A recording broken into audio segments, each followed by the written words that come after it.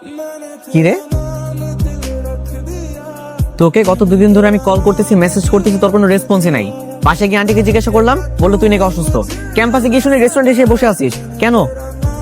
তুই কি জানিস যে আমার রিয়ার সাথে এখন আর কোনো যোগাযোগ নাই, সম্পর্ক নাই, কথাবার্তা বলি না? জানবি কিভাবে? তুই তো আমার কোনো খোঁজ খবর রাখোস না। আমি না তোর একটা ইম্পর্টেন্ট কথা বলতে চাই।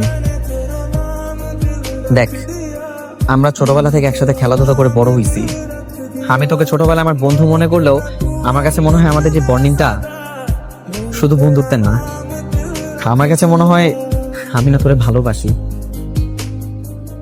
হঠাৎ করে তুমি আমার টেক্সটে ঠিকঠাক রিপ্লাই করতেছো না, কল দিলে তো কখনো কল ধরনি, তাই ভাবলাম তোমার সাথে আমি এসে একটু দেখা করি।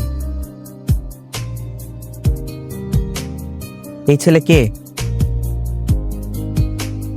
ফ্রেন্ড? মানে কি, তুমি কথা বলতে পারো না?